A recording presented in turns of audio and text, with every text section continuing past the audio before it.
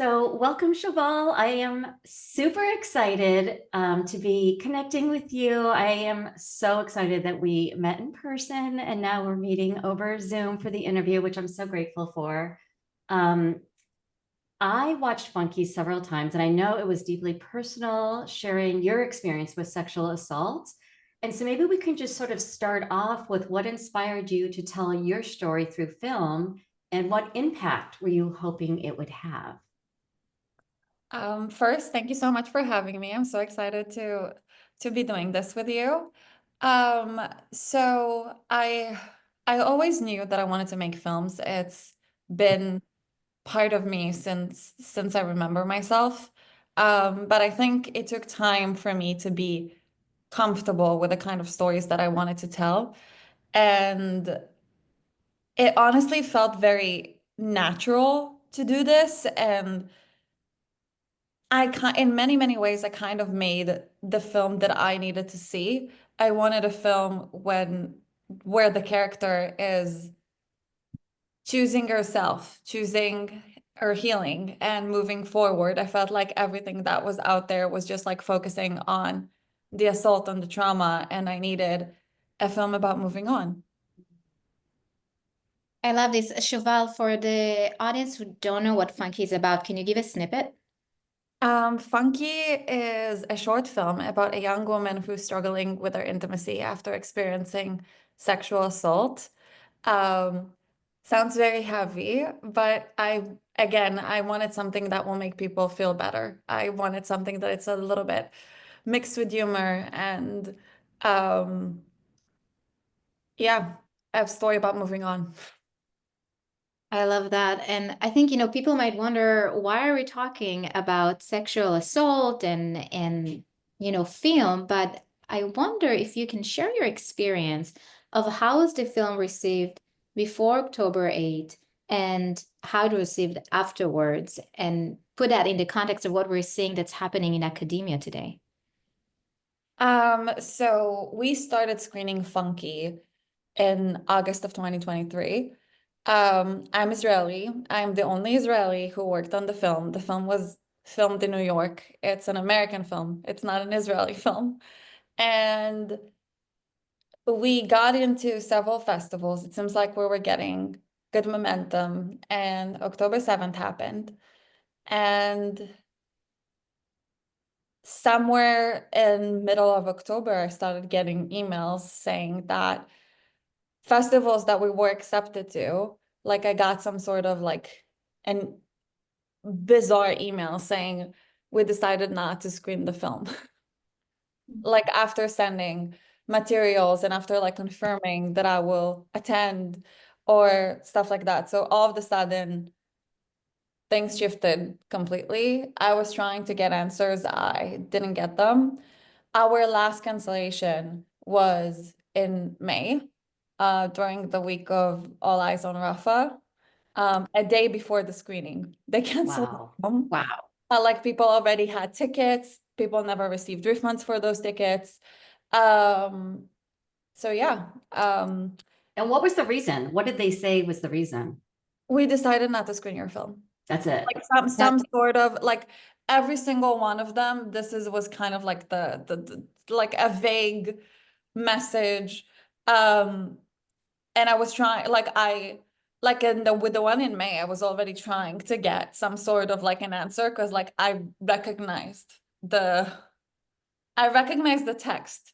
Like if I was completely shocked in the beginning, like also in October, I was still processing like everything that happened. Like I was in the complete shock about October 7th that I couldn't even deal with that. And like in May, I was already asking for more answers, but didn't necessarily got them. Wow.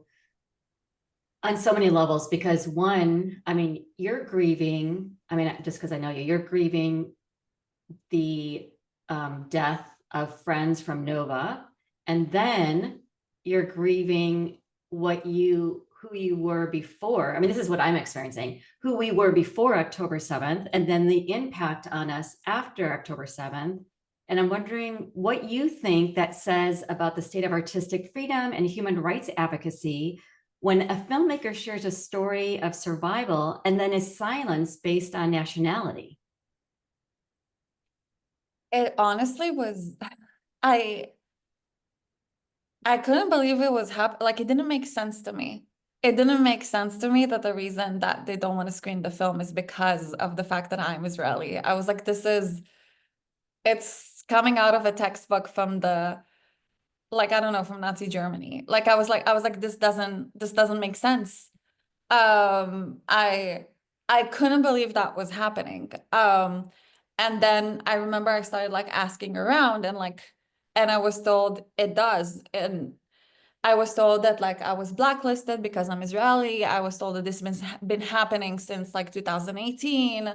Um, like some of the people that I was talking to told me that the same thing happens with Russian filmmakers. Um, Oh, wow. yeah. So it was just something that, I wrote a film about the experience of being a woman. Like I I focused so much on that I forgot that like I have this like I forgot that being a Jewish woman or an Israeli woman as comes with a whole lot of I with a whole lot of stuff that I didn't include and I didn't think about because yeah.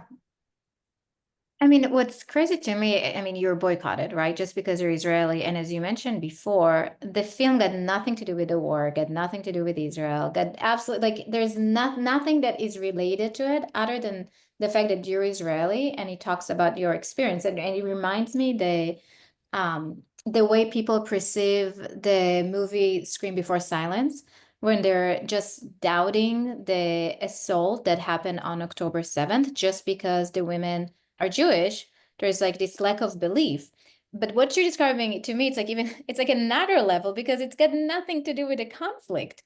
It's your own personal experience that you're talking about in a movie of a way of healing, and the fact that this is why the only reason that I push you out, I think it just speaks volume to anti-Semitism and to the state that we are right now. And I'm wondering, I hear it quite often from Jewish students and Israeli students that they say that when they're sharing their own story or they're sharing their own trauma or their own pain, people just don't believe them, especially if it's related to either anti-Semitism or to sexual violence.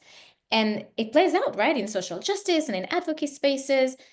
What message as a survivor does it give you as a survivor? What message do you take out of it when it's coming out of society, when it's coming out of places that should celebrate healing and should celebrate people that are able to move forward?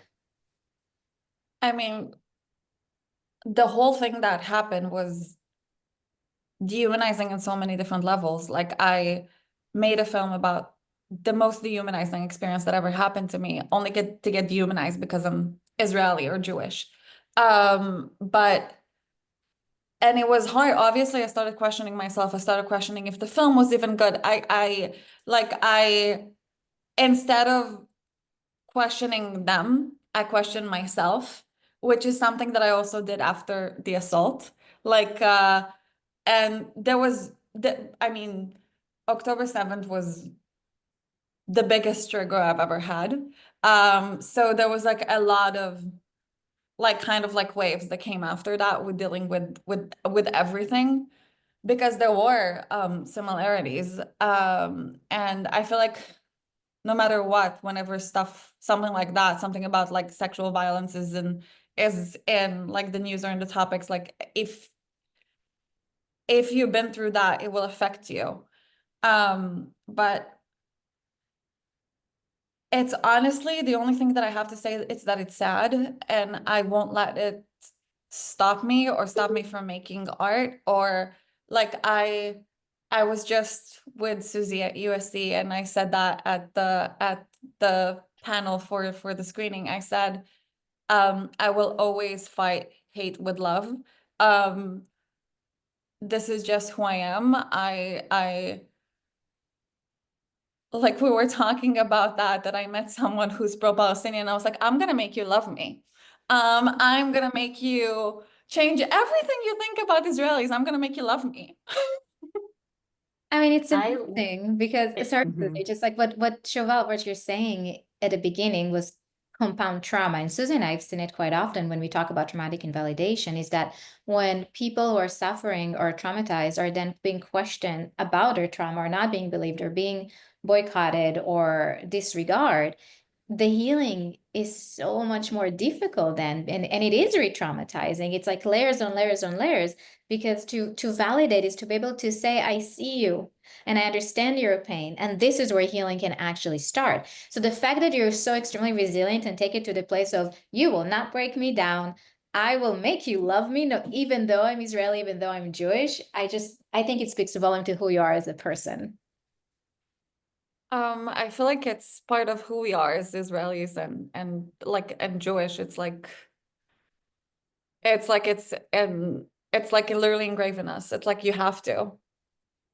It's funny because the more I'm learning, since October 8th, I've been learning more about that, and that it's a Jewish value, Jewish resilience, Jewish joy, helping others. And a big worry I have is that what has happened to you with the film, what's happened on October 8th of, Me Too Unless You're a Jew, is impacting Jewish women, Jewish men about coming forward, that we're not going to be believed. And, I think about like all the progressive movements that I've been involved in, that actually most Jewish Americans have been involved in, for sure. And I'm thinking of the messages that are being sent, because even, Mira, you may not know this, even when Shoval, I don't think I told you, even when Shoval came to USC, I was concerned about safety, and there weren't a lot of people who were RSVPing. There was a lot of stuff happening, so we moved it to a location that was safe. Well, the location that was safe was Chabad, and what happened was that one of the organizations at USC decided to take their logo off because it was going to be at a Jewish organization, and quote unquote, it wasn't diverse. So I have so many worries about Jewish women and Jewish men coming forward. And, I'm just wondering what your thoughts are, Shoval, about, you're so brave because you are coming for, you're coming forward. So I'm wondering, like, your thoughts about that. I think it's funny because I think this is like what the name of this podcast is, but like our stories matter. We have to. This is my take on things. If you will change one person's perspective, if you like, that person can change another person's perspective. Like I feel like I'm not saying that this is why I shared my story. I shared my story because it felt right for me, and I feel like it's like for each person who deal with something like that, it's like we all have our different ways through healing. Mine is through art and through filmmaking, and if I can touch other people by doing that, that's the biggest reward. But I think if I want to believe that some people are still open-minded, some people are not. Like I stopped being friends with a lot of people after October 7th. And people who I used to work with, from like the film scene. Um, and I feel like just because someone say that your story doesn't matter, it doesn't mean that it doesn't. Like I feel like we have a voice and we need to use it, and whoever wants to listen is welcome. There is so much wisdom and so much resilience, especially because you're talking about the aspect of storytelling and how storytelling can be very empowering, and it could also be very, can expose you. And, I'm thinking as a trauma therapist, a lot of times this is part of the work that we do with clients, is to do gradual exposure, prolonged exposure to trauma as a way of healing. And you took the story and created something so personal and put it out there. As you said, it's part of the healing. And then my mind goes to, I'm seeing you out there being canceled or being worried, like what Susie mentioned about being in a panel. And I don't know if you were worried, Susie, sounds like you were worried about like safety. And I feel like this is all, again, it's layering the complexity of the situation, especially when we think about sexual assault. Um, I don't know. I mean, you, as a Jewish woman, as a strong woman, what advice can you give other people who might be in a situation where they want to share their story and they're worried about sharing their story, and they don't have your power or your ability? Like, what are some avenues that they can take? I feel like, first of all, they can start within the community. Um, they can start within like the Jewish community or whichever like community they feel belong to. They could be just for women. They could be just for like it could be just for survivors at first. I remember when I started talking about my assault, I went to photograph um a support group for survivors. And I remember like the first thing I said was like, I'm just here to take pictures. I'm not part of this. Because I didn't feel comfortable yet to say that I am part of this. And I feel like my biggest tip will be do whatever feels comfortable and feels right for you at that moment. Like things that I feel comfortable doing right now, speaking about it as I do right now. I think that if you had told me like 7 years ago that this is what I'll do, I would have been like completely shocked and be like, no, there's no way. But I guess as cliche as it sounds, time is really heal. But yeah, I feel like taking even small steps will make a difference at some point. So what do you think then universities, film festivals, advocacy organizations, sexual assault organizations can do to ensure that Jewish and Israeli voices are not erased from conversations about sexual violence and healing? And I mean, I'm learning that there's a phrase called erasive anti-Semitism, which is exactly what we're seeing is erasing the voices of Jews and Israelis, especially around sexual assault. So what do you think they can do? I think what the festivals should have done, like if they were, honestly, what I think happened was they were scared of me um taking the stage during the Q&A and turning things political and saying like, oh, this like I think that what they were scared of is me taking my story and making it as a way to use it in a political platform. And I feel like art should be art. Like a film festival should be a film festival. And I'm saying for both ways. I feel like it shouldn't be used as a political platform. And I feel like honestly, I really do believe that we can connect with others through art. So I feel like the fact that voices are being censored is actually pushing us further apart instead of like bringing us together. So this is personally what I think the festivals should have done. They should have been like, hey, we want this to be a safe space. We loved your film, but there's also gonna be films from like this countries. I think we should all like celebrate art together. We would appreciate if nobody will make any political statements. And that's that. They should have said that at Coachella.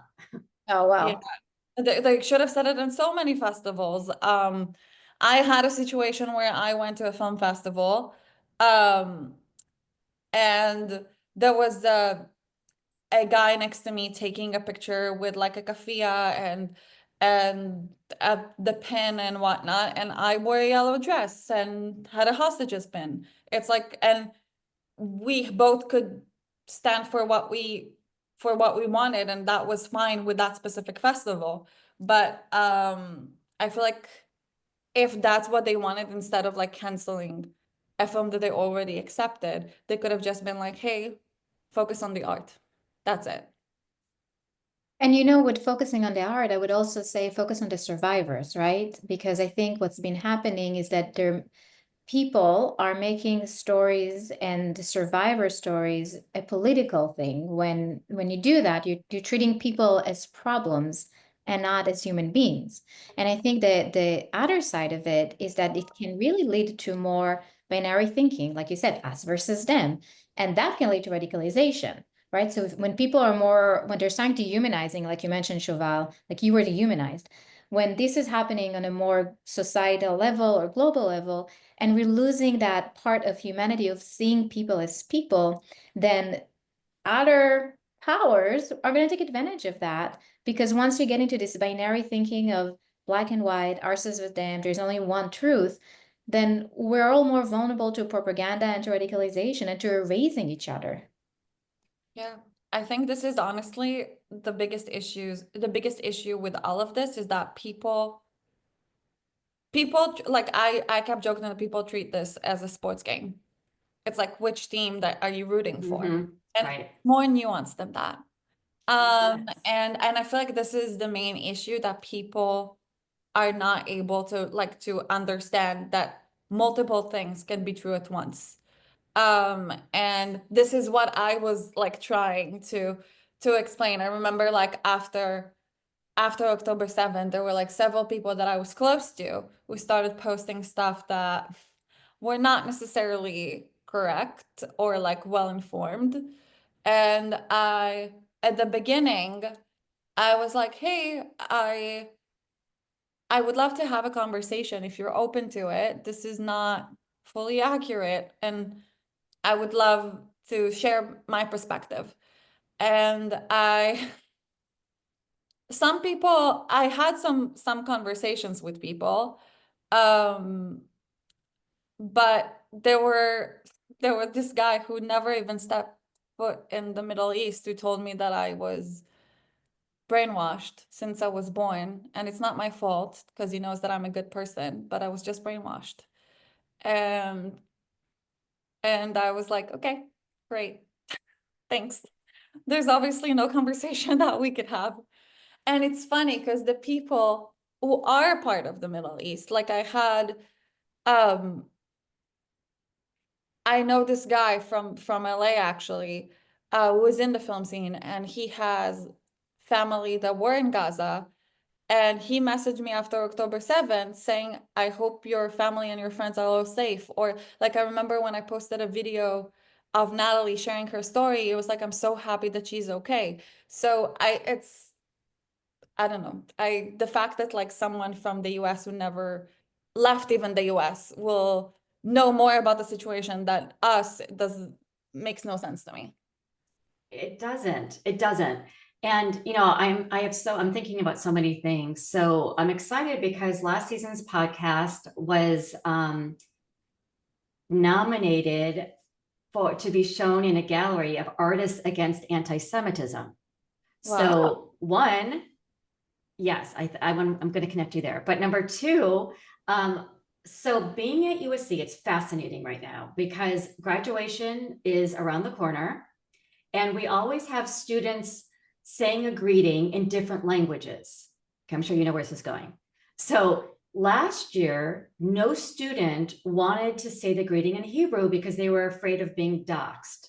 So an Israeli professor did the greeting. Okay, now we're back to the same thing. And I'm an advisor to the Jewish Student Affinity Group where Shoval, collaborated with for her film. They don't want to do the greeting because they're so afraid of being doxxed. They also said, we want our families to be happy and proud and not worried. So this was the final hour last night where I was thinking, oh my God, again, Jews are being erased and we're being erased on college campuses. So we had only until midnight tonight to come up with something. And I thought, who wouldn't be afraid? Who wouldn't be afraid to say the Hebrew greeting? And then I thought of the person. This is like the craziest story. So the person was my former co-host on the podcast, James DeBacco. He was formerly incarcerated for 28 years, and he was a former Aryan lieutenant while he was in prison. so hated Jews, but he said it was more for survival, which is so true because I was like, wait, maybe he won't be afraid. So I called him last night and he said, are you kidding? Of course I will stand with the Jewish community. I will be loud and proud and say the Hebrew greeting. Okay. So I say all that of how are you feeling about coming out in terms of like your vulnerability and your safety? I mean, I'm never like, I'm not hiding who I am. Like I remember when this whole situation started happening with the festival, there was like someone told me to delete the line from my bio that I was born and raised in Israel, and I was like, absolutely not. Um, I I'm definitely not hiding who I am, but also now it's not like this anymore, but there were times that I didn't feel safe in New York. Or I didn't feel comfortable saying where I'm from. Um, but yeah, I feel like this the fact that it's like that month and a half, like 2 months after like October 7th, that felt like straight out of like it felt like we kind of like went back into a time machine that was same but different. And it was scary. It was really, really, really scary. I remember walking down Soho and someone screaming like kill all the Jews. Um and Whoa. and it was New York. Like I didn't speak Hebrew on the street for like 6 months. Like if I was talking to my mom or if I was talking to someone who speaks in Hebrew, I would be speaking English like back to them. Wow. Yeah. Reminds me of you, Mary. Yeah. Yeah, I was sharing with Susie and our listener last season that I was when I took my son to New York on November after October 7th, I was afraid of speaking Hebrew to him. And he gave me like the look like, what do you mean we can't talk Hebrew? Like he's young. And I had to explain to him what is anti-Semitism and why this triggers this trauma response for me, where this is what my grandparents and my parents used to tell me when we would travel abroad. Yeah. So. It really It really remind like my great grandmother was a Holocaust survivor, and like there was like so many things that we like that happened last year that like really reminded me of like things that she used to talk about, and I kept thinking that in a way I'm happy that she wasn't alive to witness it because I feel like that would bring so much trigger and trauma and like for her. And yeah, it was like I honestly like I was in complete disbelief that we were in that situation, that like I feel uncomfortable sharing where I'm from. Um but I mean I would say that like now that I was in LA, I was with a friend of mine who is amazing. She's an ally. And she's from Europe originally.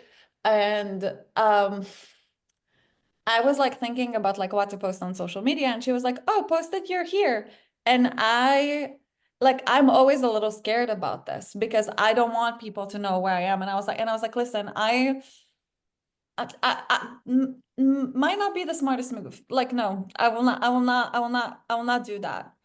So I guess it's like it's in the back of my head without even thinking about it. This is so interesting because there you are speaking about the most intimate thing, scary thing that happened to you, sexual trauma in a movie, and saying that you're Israeli is what you're afraid of doing. Like this is the part that you feel like you need to hide, that part of your identity.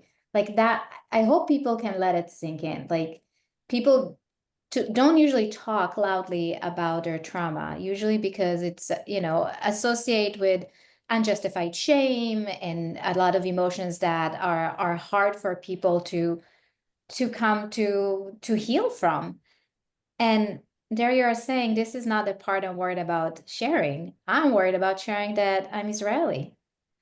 It's I I feel like, sorry that I cut you off. I feel like with the assault and the sexual trauma, um, I mean, like it happened a long time ago.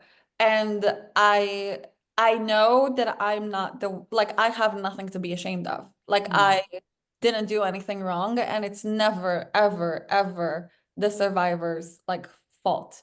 Um, and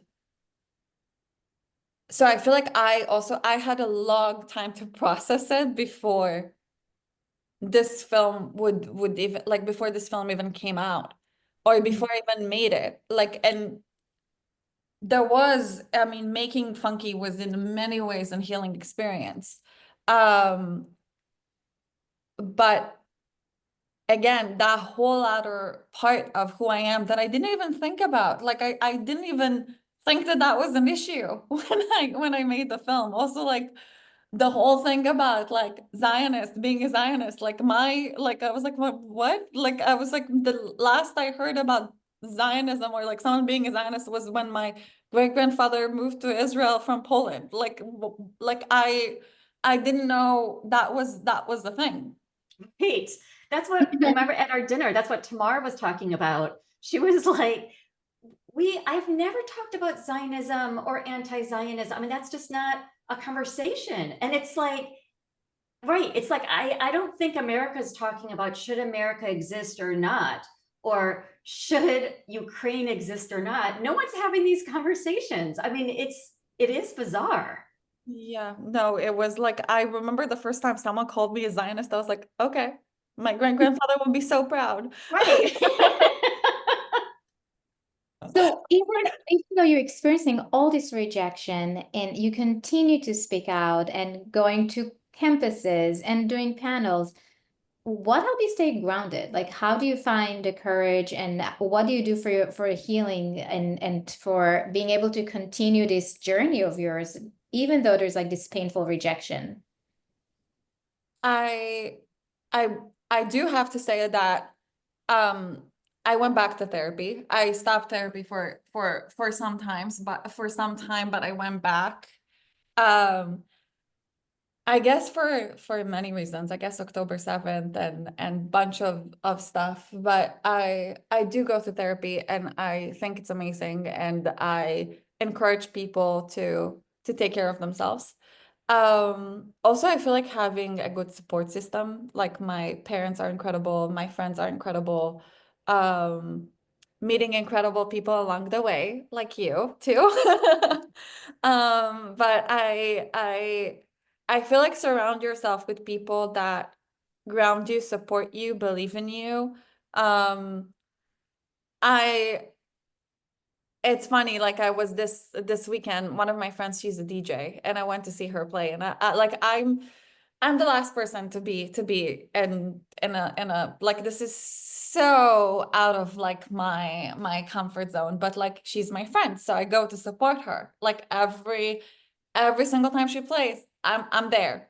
And someone was like, wow, this is like so funny because this is so unlike you. And like all of a sudden now you're like the plug and like telling us like, oh, she's playing here, let's go. And I am like my friend's biggest like supporter and biggest like cheerleader. I would be there. And it's not like I don't do it to get anything back, but like I do get a lot of it back. I love that because then hearing that, because you were so in solidarity with others, which is what I was saying at the beginning, how a lot of American Jews were involved in like the civil rights movement and, BLM, like all of it. So what does solidarity mean to you now? And what kind of support would feel most meaningful, not just performative in this moment? I feel like for people to be open-minded and just listen. Like I feel like it's so simple. It's so simple. Just listen. Don't question. Listen. Like just be there and listen to what other people has to say. And a lot of them has so much to say. Yeah. So I feel like that's that's, I guess, the smallest step that I would ask for. Just listen fully, like not hearing, listening. Yes, yes. It's, I always say you need to be able to listen to understand, not for responding. Because I think a lot of times people are asking questions and they don't really care about the answer. I just had this event with Anila Ali about the sexual assault of October 7th. And it was so interesting because the whole panel, we talked about the sexual, using rape as a weapon of war and believing all women. And there was a screening of a movie that shows like evidence, like you cannot, you literally see naked bodies. Like you can't say, I thought that you can't say anything about it. And then one of the questions at the end was exactly about, well, basically questioning the validity of the movie because it talks about Jewish women and how the person who asked the question basically said it's part of Israeli propaganda and how, you know, Israel is using it to justify what's happening in Gaza. And I got so energized by this question because, like I was saying, like it proved the point of traumatic invalidation and how people, I mean, you don't listen. You literally sat through a whole presentation of a movie. There was a whole panel we didn't talk about the war. My colleague Anila was actually giving an example of a Muslim woman who was raped and murdered, and yet you still make it about politics. And the part of me that got upset is that I knew that the person who's asking the question is not listening to me when I'm giving the answer. And I actually called it out of like, I wish people would engage in conversation so we can actually see human beings again. You can challenge me anytime. I always say that. I mean, don't take what I say for granted, challenge me, but come and challenge and have a conversation, be willing to hear my answers as well.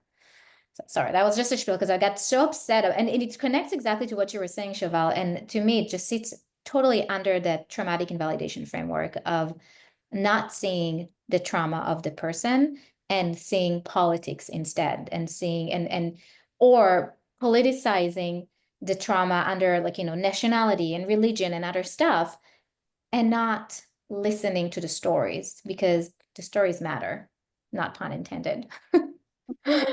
Okay, so what message, Cheval, would you like to leave for other survivors that might be listening to us, especially those who feel that their voice right now specifically is being erased? Wow. Yeah, no, I just hope that they know that they're not alone. And that their voice matter, their story matter, that their experience matter, that um if they feel like they want to talk about it, which I know it's difficult, but I mean it's so brave and important and it's not easy. Um and I just hope they and that they have nothing to hide, that they're not the ones who should be ashamed. And yeah, I guess that would be my message. I love that. Yeah. And it takes so much bravery. And I find myself being more courageous with what I say because I met Mary, because I met you, because, you know, I'm meeting so many people that you were saying before. It's sort of having that village around us. So as we're closing out, we always ask these final two questions. So one is, what are you going to do for your own healing this week? I have therapy tomorrow. Nice. Um, and it's funny. I keep joking that one of my friends feels like, I mean, I do a lot of things for myself and for my health and like mental health. I work out like every morning-ish, like 5 times a week. So and that I feel clears my head and grounds me. But I also like write in the mornings. I try to think about every morning. I try to think about 5 things that I'm grateful for. And I feel like that starts my day with like so much positivity. And like I'm already like happier. So I do a lot of things that that are for me and for my mental health. And I was like bringing up the friend earlier, but I have one of those friends that I keep joking that she's like my crystal, that like I recharge when I'm with her. Oh, I love that. So I feel like find someone like that. Oh, I love that. Mary, you are my crystal. And Um, last question for you. What is it like to share your story with us today? I mean, it felt so like safe and easy, and yeah, it felt great. I really enjoyed talking to you both. I already met both of you before, so and I got to meet you in person last week, which was a lot of fun. So Which much fun. yeah, but it was honestly so great. We loved having you. It was so beautiful to have met you in person first. We haven't done that. I mean, I think probably Arno and Mubin for Mary, but both of us together, I don't think so. That was, yeah, I love who you are. I love your heartbeat. I love your courage and your bravery. And yeah, you definitely give me hope. So thank you so much for sharing your voice. Thank you so much for having me.